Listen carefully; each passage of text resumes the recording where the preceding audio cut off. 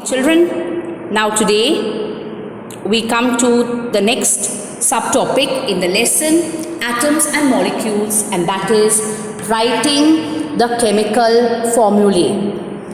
Now we have seen that a short way of representing an atom is a symbol.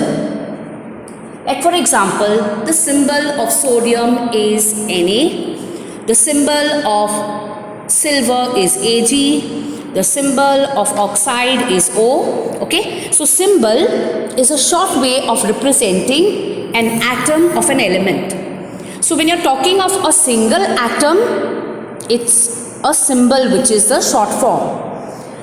Now when you are representing a molecule in a short way, you represent it with a molecular formula or a chemical formula. So just as symbol is the short form for an atom, a chemical formula or a molecular formula is the short form for a molecule, because a molecule is a combination of atoms. So a molecular formula is a combination of many symbols. So two or more symbols together give you a molecular formula. Now today we are going to study how you write a molecular formula. Now to begin with, I'll give you one example of sodium chloride.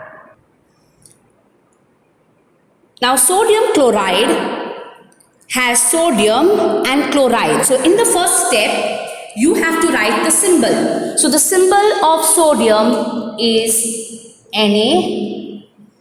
The symbol of chloride is Cl. Is that clear? Now below this symbol, you have to write the valency. The valency of sodium is 1 and the valency of chloride is 1. After this, you cross multiply and you write Na multiplied by 1, which is Na. So when there is 1, you don't have to write anything, just write Na. And Cl multiplied by 1 is Cl.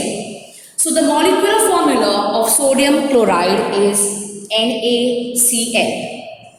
Now let's take the second example. Now the second example is calcium hydroxide. So same way, calcium hydroxide has calcium. So you write the symbol of calcium Ca. And it has hydroxide OH. Now to write these symbols, you have to refer to the list which I have given to you and the valencies. So you have to make sure that you study the symbols and the valencies of each of the atoms of the elements very well. Okay, so you have calcium Ca and hydroxide OH. Calcium has valency 2, hydroxide has valency 1. So after you cross multiply, you get Ca1. So when it's 1, you don't have to write anything. And OH multiplied by 2. So you put OH in the bracket and you write 2 here. Now you cannot write OH2 like this. If you write it this way, this will be wrong. Now because when you write it like this, it means that the 2 is only applicable to H, not to O. But here, you are multiplying this whole thing by 2. Is that clear? So this is CaOH twice. So this is the chemical formula of calcium hydroxide. Now let's take another example of aluminium oxide. So you have aluminium. Valency of aluminium is 3. Oxide is O. Valency of oxide is 2. So after you cross multiply, you get Al2O3. Is that clear to all of you? So in the first step, you write the symbols.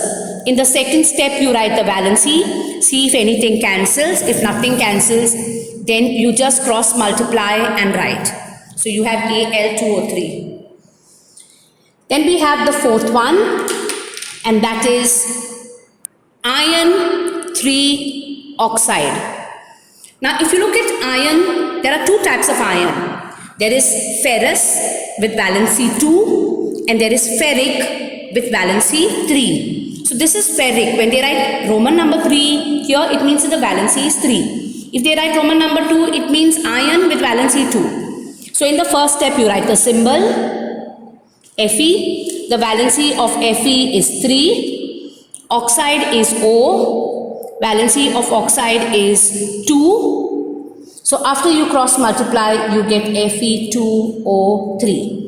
Okay, so this is how we basically write the chemical formula. I'll give you one more example. So we have calcium sulfate here in this example. So you write in the first step the symbol calcium is Ca, valency of calcium is 2, sulfate is SO4, valency of sulfate is also 2. So here you can cancel, 2 ones are 2, 2 ones are 2. So after you cross multiply, you get CaSO4. Is that clear?